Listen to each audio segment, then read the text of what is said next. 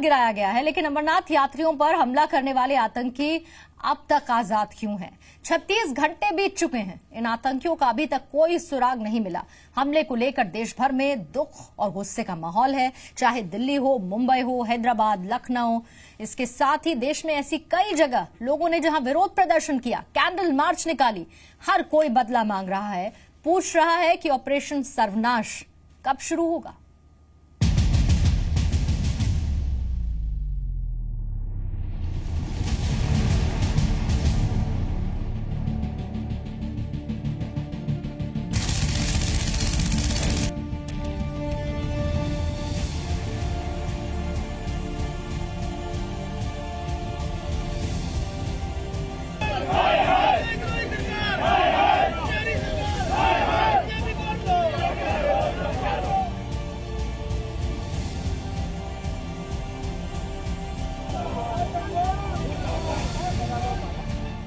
कश्मीर में अमरनाथ यात्रियों पर हुई फायरिंग से जो चिंगारी निकली है, उसके खिलाफ गुस्से की आग पूरे देश में जल रही है। कहीं प्रदर्शन हो रहा है, कहीं पाकिस्तान के खिलाफ नारेबाजी हो रही है, तो कहीं कैंडल मार्च निकालकर मारे गए लोगों की आत्मा की शांति के लिए प्रार्थना की जा रही है। गुस्सा दिखाने के तरीके अलग अलग जरूर हैं, लेकिन एक बात जो आम है वो है कि हर कोई बदलाव चाहता है।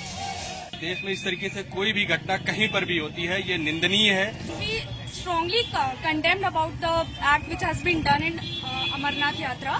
साल में एक बार जो अमरनाथ दर्शन होता है, वो दर्शन के लिए जो लोग गए हैं उन लोगों का ऐसा होना बिल्कुल हमारे मन के लिए बहुत दुखी बात है। Please the government request, please take an immediate action, nobody should dare अस।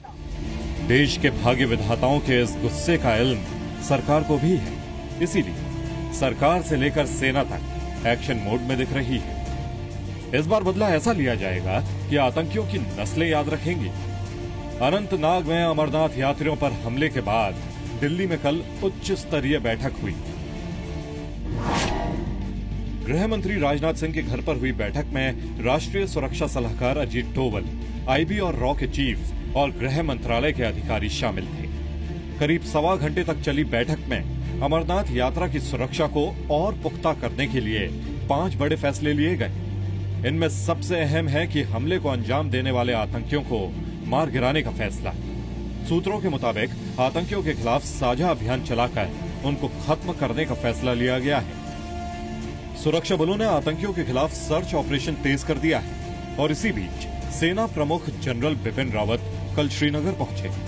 सेना प्रमुख ने कश्मीर घाटी में तैनात सेना के अधिकारियों के साथ बैठक कर सुरक्षा व्यवस्था के बारे में जानकारी दी और जम्मू कश्मीर के राज्यपाल NN वोहरा से भी मुलाकात की।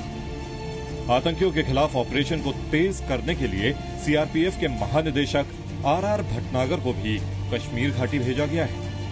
घटना बहुत ही दुर्भाग्यपूर्ण थी, दुखद रही है, लेकिन मैं अभिनंदन करना चाहता हूं, सैल्यूट करना चाहता हूं अपने कश्मीर के बहनों भाइयों का कि कश्मीर के समाज के हर सेक्शन ने कल अमरनाथ तीर्थ यात्रियों के ऊपर जो कायराना हमला हुआ है उसको कंडेम किया है। जब मुझे इस बात की जानकारी प्राप्त हुई कि समाज के सभी सेक्शन ने कश्मीर में इसको कंडेम किया है, इसकी निंदा की है, तो मेरे हौसले की अफजाई हुई है। इसी बीच जम्मू कश्मीर सरकार ने हमले को लेकर गृह मंत्रालय को डिटेल रिपोर्ट सौंपी है।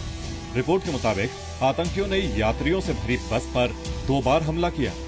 पहला हमला 8:17 पर किया गया और जब बस सिर्फ 75 मीटर आगे बढ़ी थी तो दूसरी बार हमला किया गया, लेकिन हमले के बावजूद ड्राइवर ने बस नहीं रोकी। कुछ किलोमीटर के बाद एक पुलिस नाके पर बस रोकी गई, जहां आतंकियों की गोली से घायल यात्रियों को बस से उतारकर इलाज के लिए अस्पताल भेजा गया। इसी बीच आतंकी हमले में जान गंवाने वाले अमरनाथ के तीर्थयात्रियों का शव कल ही श्रीनगर से वायुसेना के विमान से सूरत लाया गया। आतंकी हमले में जान गंवाने वाले 7 तीर्थयात्रियों में से 5 गुजरात के थे, जबकि 2 तीर्थयात्री महाराष्ट्र के थे। बाद में महाराष्ट्र के दोनों तीर्थयात्रियों का शव हेलीकॉप्टर से महाराष्ट्र के पालघर ले जाया गया। तो मेरा 7:30 बजे रात को कल मेरी बात हुई। उन्होंने बोला कि अभी तो अच्छा है, हम लोग अभी रिटर्न आ रहे हैं, जम्मू जा रहे हैं, तो अभी कल हम लोग तो वैष्णो देवी जाएंगे, ऐसा उन्होंने कहा। उसके बाद भी मेरे से बात तय हुआ, उसके बाद तो 8:30 बजे के बाद तो ऐसा न्यूज आ गया, मुझे क्या मालूम, छोड़ के जा रही है मुझे। आतंकी हमले में जान गंवाने वालों के लिए केंद्र सरकार ने 7 लाख रुपए के मुआवजे का ऐलान किया है। वहीं गुजरात सरकार 2 लाख और जम्मू कश्मीर सरकार 6 लाख रुपया मुआवजा देगी। केंद्र और अलग अलग राज्य सरकारों ने मुआवजे का ऐलान तो कर दिया, लेकिन इससे ना तो पीड़ितों को और ना ही देश की जनता के कलेजे को ठंडक मिलने वाली है। देश की जनता बदला मांग रही है। ब्यूरो रिपोर्ट, जी मीडिया।